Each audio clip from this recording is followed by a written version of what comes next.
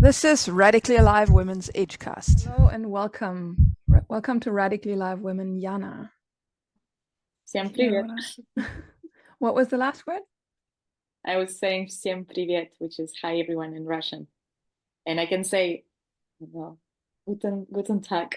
Guten Tag.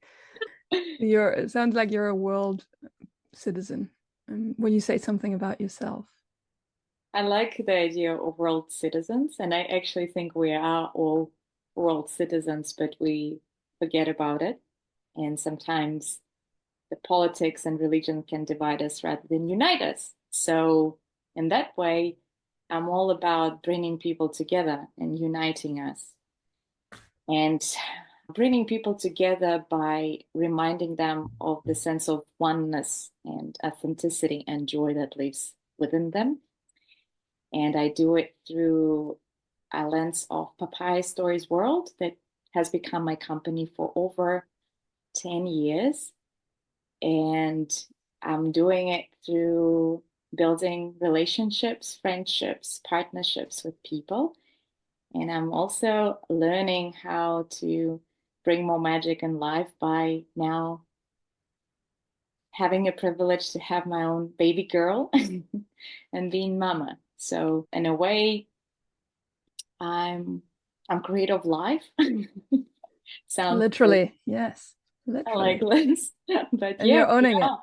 Yeah. And I think women have this incredible power to create, always create. And it doesn't matter if it's a baby or if it's a baby project or if it's just a yummy meal. We have this opportunity to create and channel the beauty into every moment. Thank you. I can already tell you're a storyteller. This is part of your job in this lifetime, and you've made as you said, a company out of that, Papaya Stories. That's And you're correct. based in Auckland. Mm. Yes, we're based in Auckland. Yes, You're based in Auckland, and you're also delivering storytelling services globally, internationally. It's really unique. It's very creative what you've started there. Will you say something about what Papaya Stories is about? Papaya Stories started as a blog to celebrate people and their stories and showcase that each of us is unique on a journey, similar to what you do with your wonderful Edgecast. And then I understood that storytelling in that form and the shape of interviews is not fulfilling for me enough.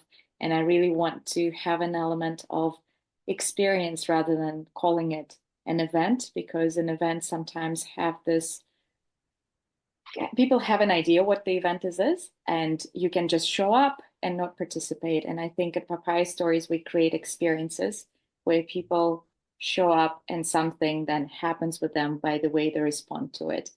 And of course, we facilitate that creative change within people by doing something funky and unusual. And I've been always working in experiential brand activation space and even doing digital campaigns that have an element of multisensorial kind of paradigm.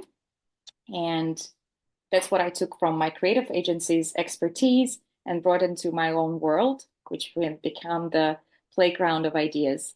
So we have site-specific audio immersive experiences that can take place in the physical space where you can wear headphones and we take you on a curated tour or walk where the space around you starts to talk to you, like whether we come up with a themed soundtrack. For example, yesterday I was laughing with my husband that we were on Drake Street and in Auckland, and he started singing song. You used to call me on my cell phone, and I told him actually I played that song here during one of the Silent Disco City walks. So it's kind of creating those funny connections with the places we see, what we hear, and taking it kind of beyond the expectation of people. So we have Silent Disco City walk tours or experiences that are themed, interactive, 60 to 90 minutes walk around the city where unexpected things happen. So it's basically the musical or flash mob on the go. That's kind of the vibe of it.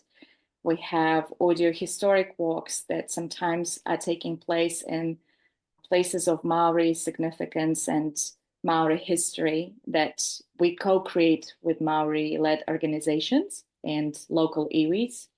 We do have Silent Disco City cleanups, which are more environmental, funky cleanups. So people listen to the music, they can switch between different music channels, find their vibe and groove, and clean up the street.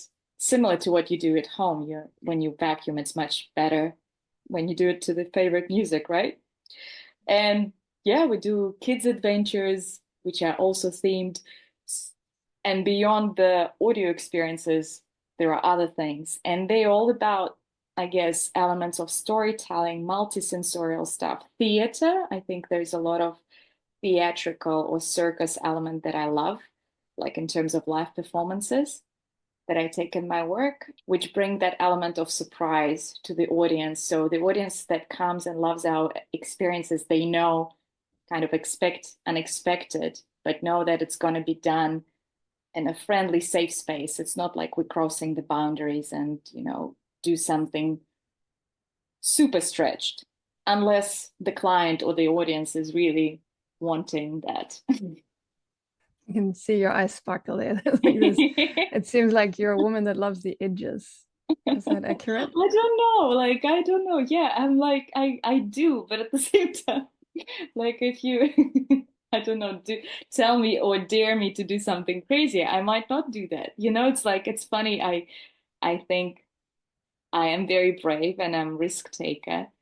Even like when I'm surfing, I'm ready to take the next level. Like I haven't surfed in a long time, but I remember surfing on Bali. There's always this edge or cool feeling like, oh, this wave is too big for me because you think it's high, but then you have this coach, surf coach, who says, no, it's your wave. And like having that voice in your head, like it's your wave or it's your path or it's your project, go for it. This is what really thrills me. And then once you're on the wave, you're like, yeah, I can do that. And then once you're in that space, you really want to share that feeling with someone else. And I think that's what drives me. When I see the event coming to life with those people who come to the event, I always say to people, they make it live because I can create the script, I can create the environment, but people bring their energy and they make it like incredible. Or they make it average, but it's still a vibe. And my job, if the event is average and people are not opening up or not having a big smile, because there's no, if we're talking about dancing events, we never put pressure on people to dance. We tell them, just be you. You don't need to dance or show off your famous dance moves to be cool, to be accepted in this group. Just be who you are. And seeing how I love, like, especially introverted people who are shy come and they become the center of attention. Like, I'm like, oh, my job is done. Like, if I see one or two people transform at the experiences, I'm the happiest. So I love creating, but then I like to see how this creation lives through humans. It's the same, I guess, with literature. People create stories and they want other people to read the story and talk about the book and what they found in the book. I wonder if there are writers who just write just for their, I mean, I guess there are writers who just write for their ego, but they want to share an idea that will hopefully transform the world. Yeah. Yeah, but what is alive in me as you speak is the creative process and how like creativity is something that seems to be part of your path or where you're also taking a stand for, which brings people alive, like through your creativity to bring people alive. And when that happens, it's like with this edge of your wave and just a bit further than you may have gone before, but also not way out there where it's clear you're gonna fail, sort of. Mm-hmm. This can feel like going crazy, like this can be like, this is crazy. To do that Mm-hmm. is crazy. It's like in real life, these things, these steps may seem crazy. And we had this conversation about Mm-hmm. what is like, what is your experience of taking a stand for something that might seem crazy to people because they can't even imagine that. Yeah. There is a saying on that. There is a quote. There is a fine line between genius and schizophrenia, being schizophrenic. I think there is it's like a balance, like where you really don't tip, because the idea of being good crazy or thinking innovatively out of the box, I think you still think of people at the core. You want people to enjoy it. You don't want to please people, be liked. You want to express yourself, but you don't, mm, you create the culture of belonging through who you are. And I think it's a big one because as an immigrant coming to New Zealand, I really wanted to belong so much that I started to forget. I even remember how I would try to perfect Kiwi accent, like talking teen, like really trying to perfect to feel like I'm belonging, like I belong here, because I would be constantly asked where I'm from. And at one of my workplaces, as you know, I was labeled crazy Russian, and I was like, I'm not even that crazy. Like I wasn't expressing the magnitude of my craziness, or like why am I labeled that way? And it makes you feel A, that you don't belong, something is wrong with you, C, that you're not enough, like all of these things. And I think it's the social problem, because psychologically we're wired, and I'm sure you know this way, that we will trade off our authenticity, our being, for the place to belong in the tribe. Like the belonging, the sense of belonging is really heavily ingrained. Like we're afraid of rejection. And in a way, my projects, and especially like silent disco city walks that are inviting people to dance on the street without being drunk, hey, this is really crazy. I always tell people, look at the children. And now I look at my own daughter, who is just 1 year old. She already wants to dance. This is our natural, this is what we designed to do. And for some reason, when we grow up, we have that idea that dance in public in New Zealand.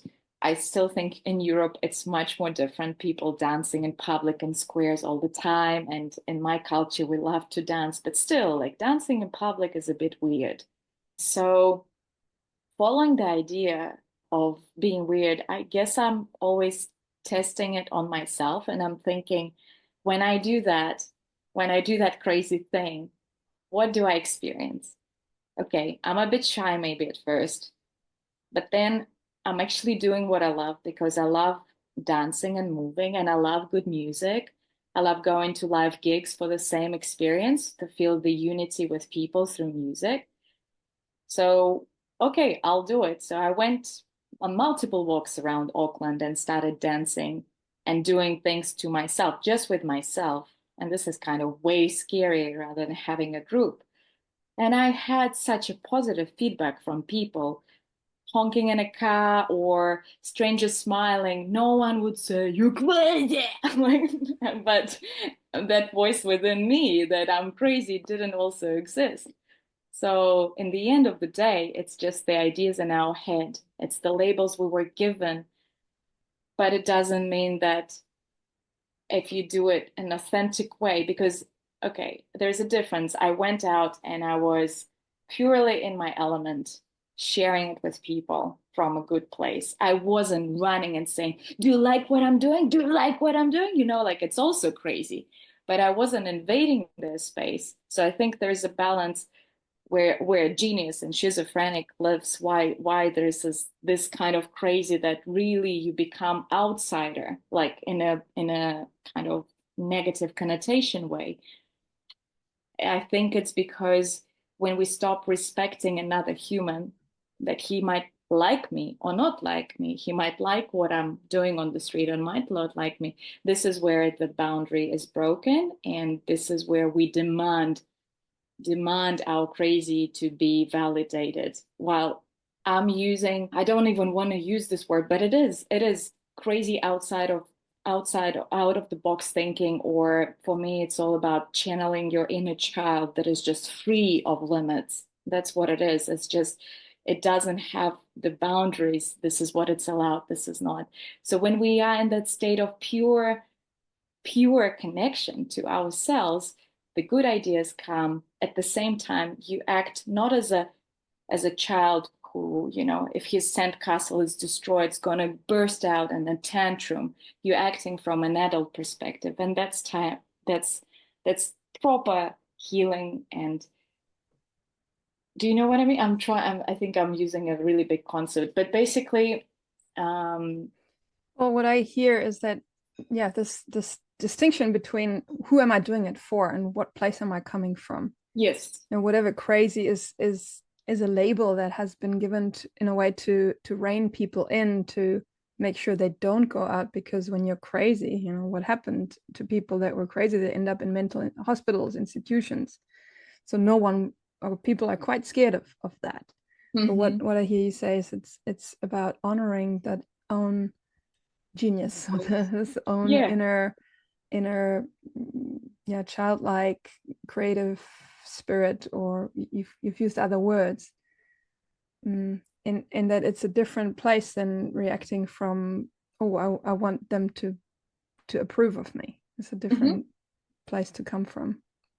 Yeah, and there is more lightness in that because you also, I think that's what children also teach us. They never cling to one idea. They have other games to play.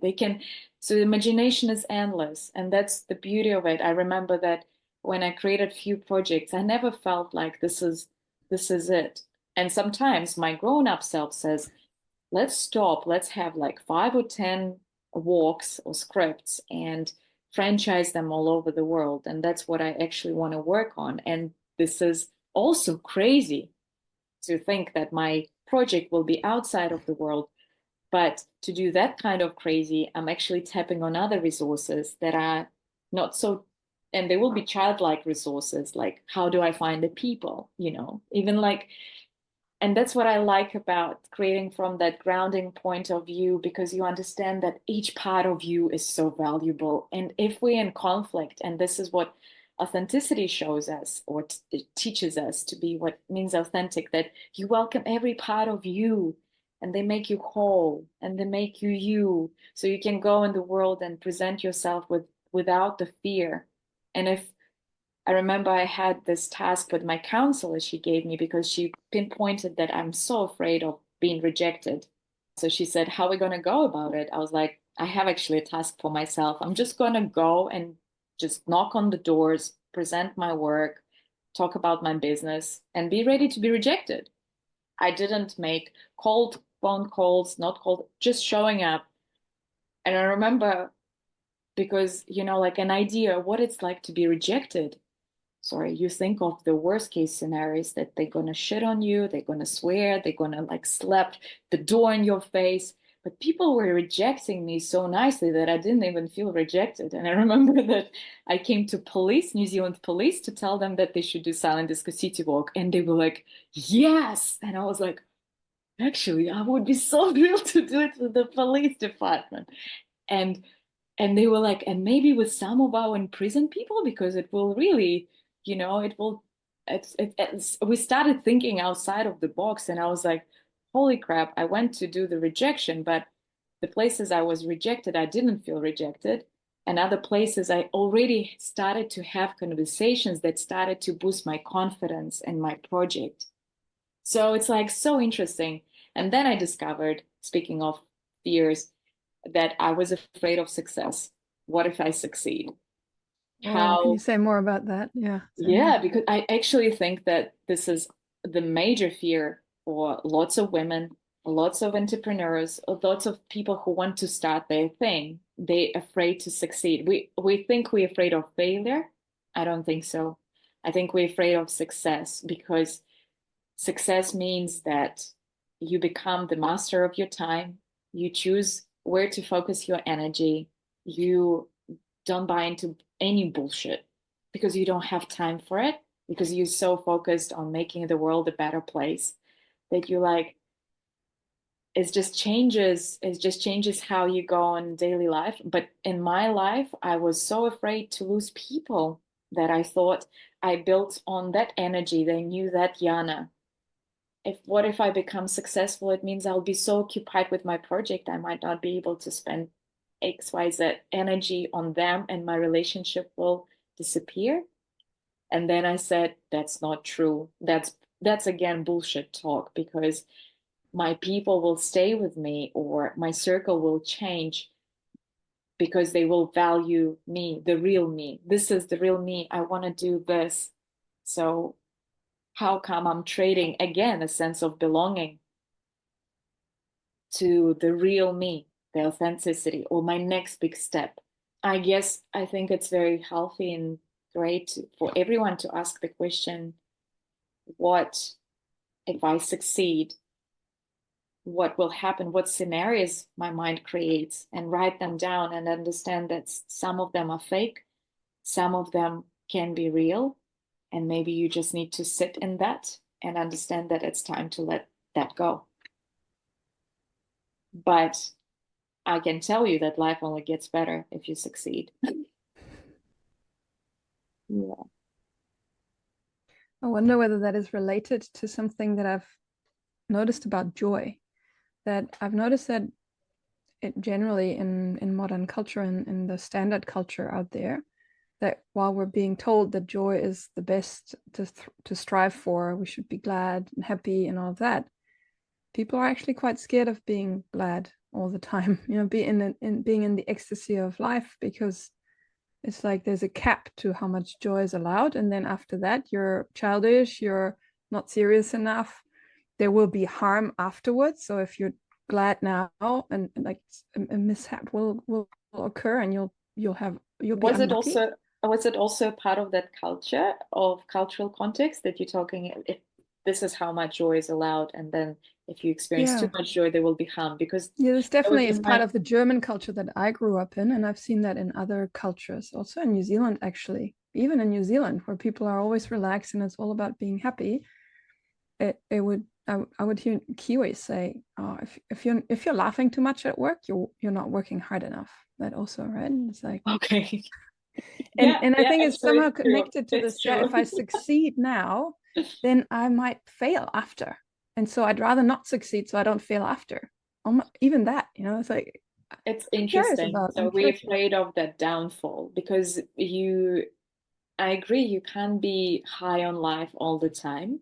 You experience lows. For me, I interpret joy a little bit different rather than being happy and content. I think joy has that. I told it to my friend. I don't remember the quote I came up with, but I feel joy is rooted in wisdom. And wisdom comes with life experience and full spectrum. What I mean by that is that you have to go into shades, different shades of life to even allow the joy to be in that shade. Or if it's a bad day, you know, label bad day, but you can live that day through your heart with joy in your heart.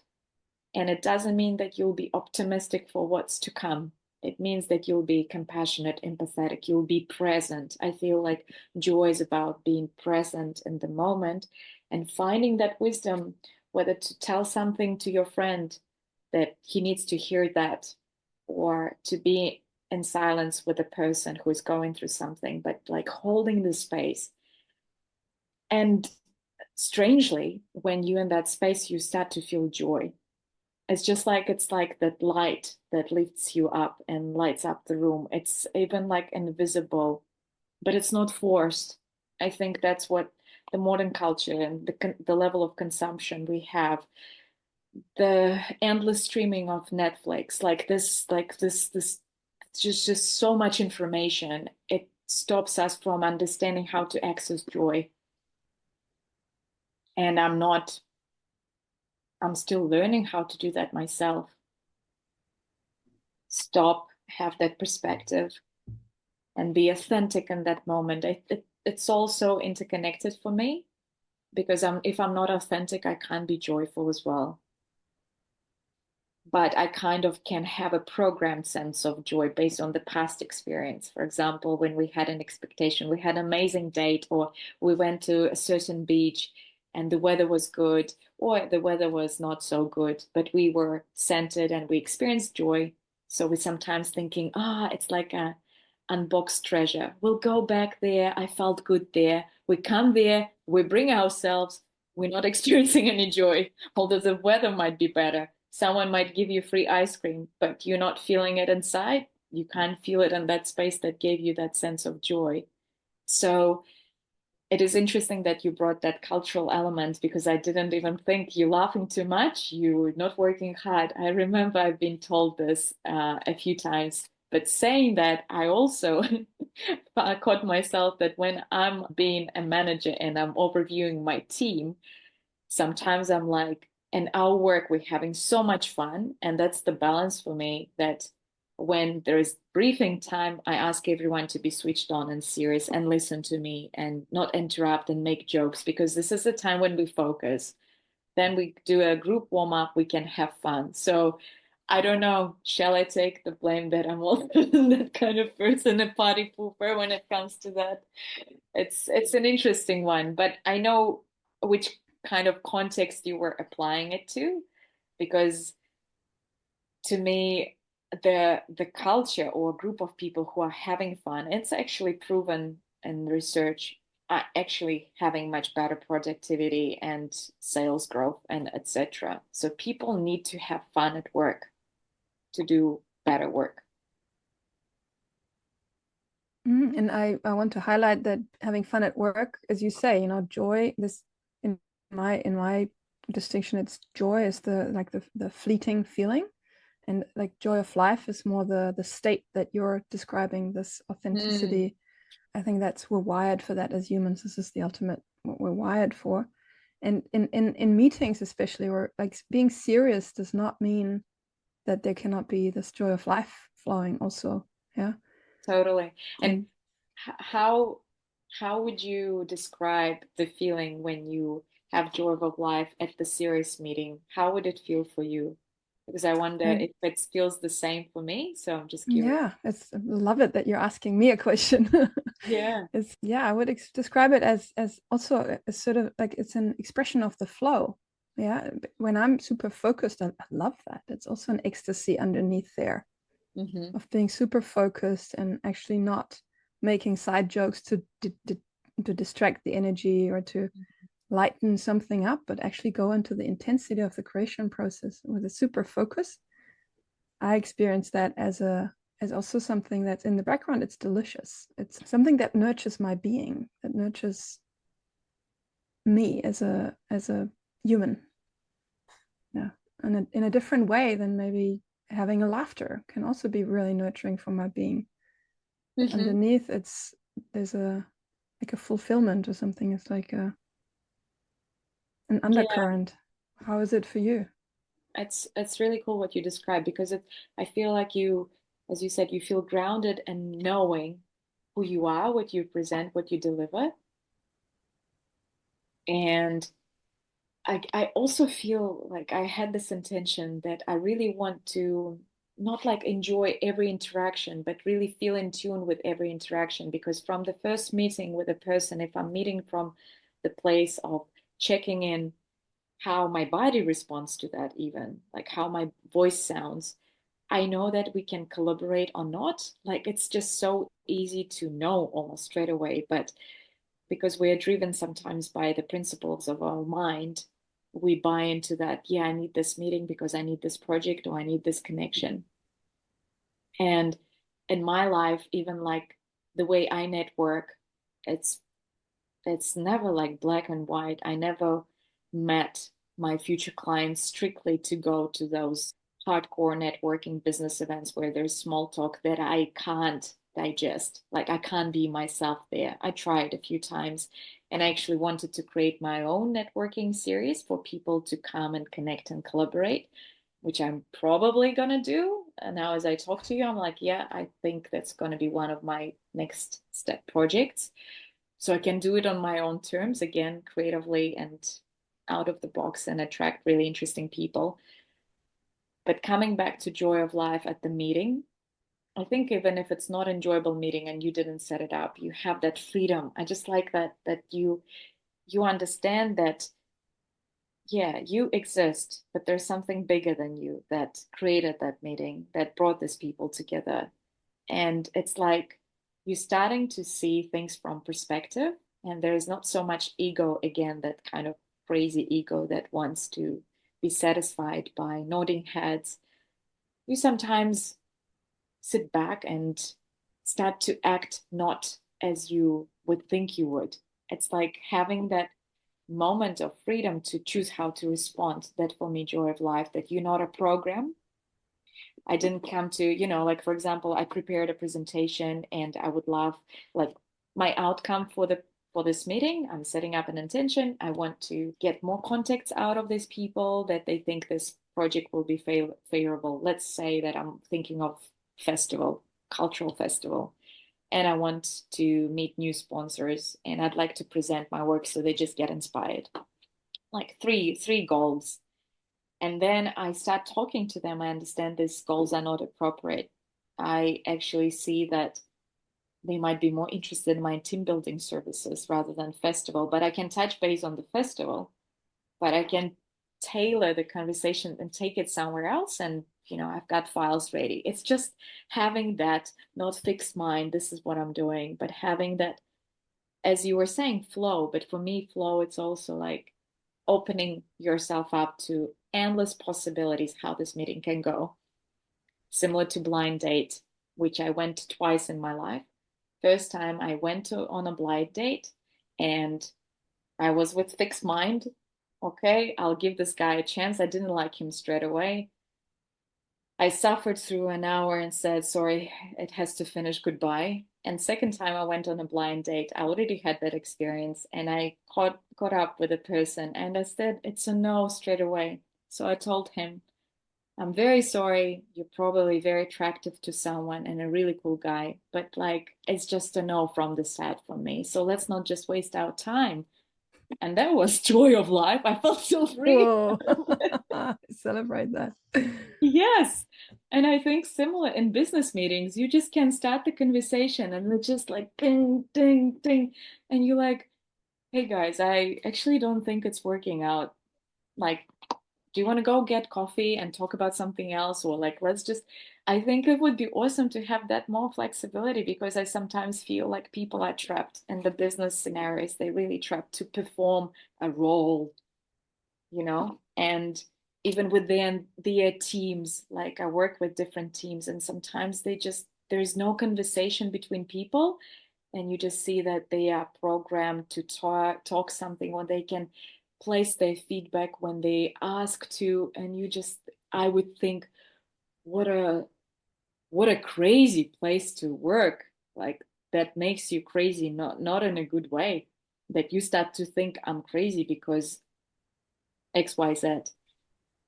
I know I segue a lot from the conversation, Not but really. I think it's all related. And I love, yes, this like what I hear as an undercurrent in you is really this invitation to be authentic so that you become free to be who you are. And that frees up the flow, the joy of yeah, life. Yeah. And I yeah, hear and that I I think can it's just see it like, also in you radiating that, this possibility of being really in service also to that which wants to come through you and having success from that place. yeah, Yeah. yeah. And I think it's just like in my philosophy or worldview, and what I'm trying to translate into Papaya Stories as well. It's like when we allow ourselves to be ourselves, and I know it sounds sometimes wishy-washy, but it's basically I try to give those practical examples is to speak up when no one expects you to speak up. And I remember like those fearful moments, like when it's a big audience and you're the only one who has questions to the lecturer, and it's a very conflicting question. To have this bravery to do that, you might not attract a lot of people in the audience, and lots of people like might say even boo, but there will be one person or two people after that who can come and tell you, I want to be your friend. And this is what you're looking for. You don't look for endless, I mean, the world is really full of all possibilities. I think the world needs actually show us that everything is possible, bad and good, like lots of possibilities. But again, I think the authenticity drives the goodness in people. And when you allow yourself to be yourself, you automatically allow another person to be themselves. And this is how we kind of build by block, we're building a better place where we can just be ourselves. And I remember when talking about crazy, I remember that crazy was a big part of my life because I had a certain trauma and I kind of shut a part of myself that was, let's say, melancholic, full of rage, full of anger, like lots of, as we say, negative emotions, but they also kind of fuel up a lot of energy.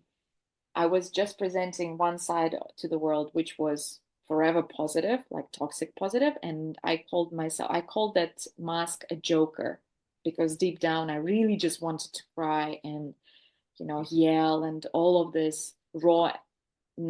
I don't want to call them negative emotions, but raw big emotions. But I was just presenting one side, and as I was healing and going through therapy, I started to show more of my face and sitting in a room with the same friends where they got used to me joking and doing this and that tricks and constantly entertaining with stories. I remember I was so afraid just to sit there and be authentic to how I felt at that moment. And at that moment, as I went through therapy, I felt deeply sad. And I was sitting there and I was silent for the whole hour and a half, and it was new for me, but it was authentic to that. And there was so much joy of life in that moment that I suddenly felt, oh, I don't need to do anything. Just be. I don't need to pretend to be someone else. I can just be, and my friends would still love me. Yeah. Thank you, Yana. We're coming to an end, and in a way, it's the perfect ending place. And I've gone to start asking women that are here as a guest to, will you share maybe one more practice, because you already sprinkled some in, but one more practice, what would you say? One practice for a woman to speak up when she's scared of speaking up. Like what could she do in her everyday life? That's a good one. Maybe she can start singing what she wants to talk about if speaking up. I'm replying to you with a creative approach. Okay, If she go. can't speak up, maybe she can sing or she can dance that. Like, because sometimes I feel the expression of it is very important. So of course you can scribble it out. What I do practically when my mind is going in circles and I'm being caught by not the most, how to say it? It's not, we can all be victims from time to time.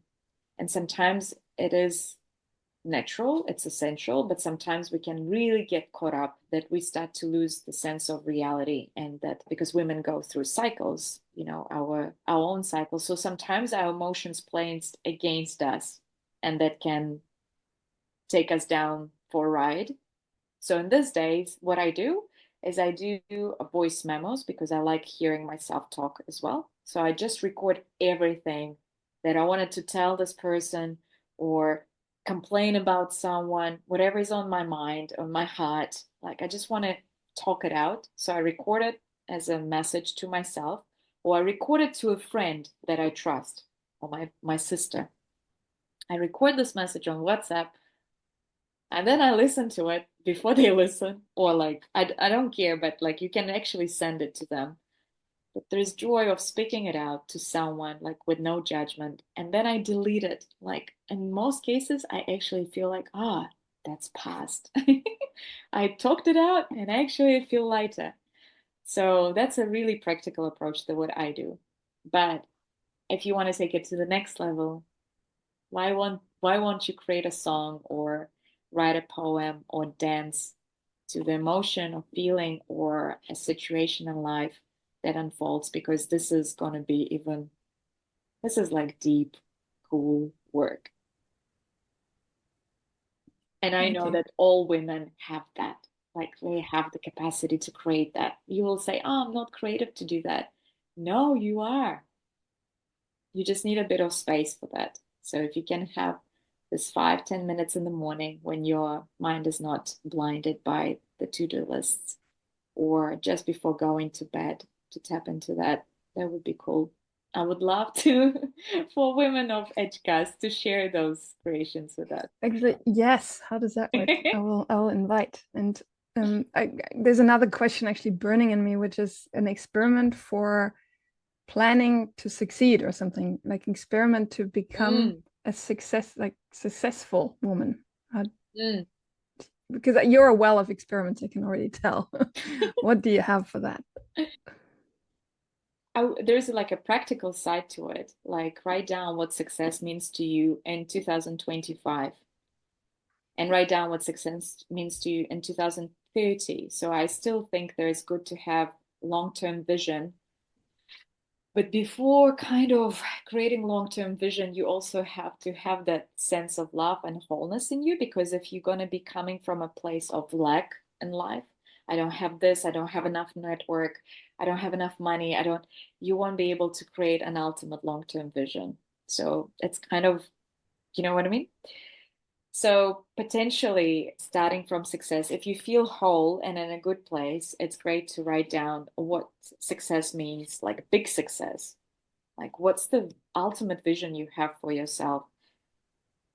Being able to travel, being able to work 9 to 5, but in a really cool culture. It can be also cool. It doesn't have to be your own project. You can be in the workplace where you are burning with ideas, brewing with ideas. So yeah, probably writing down what it means to be long-term success and how this long-term success can manifest itself this year already. Let's say, again, simple things. For me, actually, success means that I have time for myself to look after my health and my body. So this year, because everything changed as Needy came along into our lives in terms of not having that much time to myself and to my successful stories. How do I have those pockets of time in my day? And I'll tell you that the boring part is that success requires discipline. That motivation, like they say, genius 5%, 95% is work. It doesn't have to be hard work, but it's actually showing up and being disciplined, because it takes practice and consistent actions for success to manifest. And it doesn't mean that success will also manifest in that kind of plan that you designed. So it's like being open to let life take you on a journey. But while you're on this journey, it's the same as that you at that meeting. You know why you come, but be open that the meeting might be about something else, but have that long-term vision, what you want to do or where you want to go, what you'd like to achieve. But I think defining what success means to you is very important, because for every person it will be different. To some, success would mean spending more time with their children and being better mom, not being a stressed mom, and I think that's a beautiful goal. And that goal would ask this woman to say, okay, how I become stressed as a mother? Do I need more support? How do I ask for support? And all this, it's kind of one answer will lead to more questions and more questions and more questions. And I guess we shouldn't be afraid of those questions, and also understanding that sometimes we don't know the answer and sometimes we don't like the answer. Thank you, Yana. Thank you for your wealth of wisdom. Oh, Julia, it was such a blast. I really feel like a blast to talk to you. It wasn't just pleasure. The word for 2025 for me is pleasure. So it was ultimate pleasure to talk to you. And And I me. felt joy of life. talking Yeah. to you as well. Yeah. Thank you so much for having me on Edgecast. And I hope your listeners and women from all around the world feel a little bit more inspired and more connected to their sense of beauty. Imagine that you could become so radically alive that you would create not only the life that you love, but also the culture that comes through you, that your being is designed to create. This is what this Edgecast is about. This is what this Edgecast aims to inspire in you as you listen to this right now. And this could be a daunting thing. And daunting is not a problem. Daunting simply means it's new, it's scary, and why not do it anyway? This is where evolution lies. Evolution is there where the fear is. So we're inviting you to join us on this journey and make it your own. You can do this by, yes, keep diving into these free episodes, the episodes that we're gifting from a place of abundance and necessity. And you can also become a member, benefiting from some special content that we upload in the membership area. But really, the membership portal is for you to take more responsibility so that we can keep creating this content. And if you were willing to step even closer into the circle, you could join our in-person live offerings online. There are many transformative workshops and trainings that are on offer from various radically alive women across the globe. And you can find all of our offerings on our website, radicallyalivewomen.com. This Edgecast is brought to you by Radically Alive Women, a team of women consisting currently of Julia Neumann, Millicent Hoey, Annika Korsten, and Hannah Abuzara. See you soon.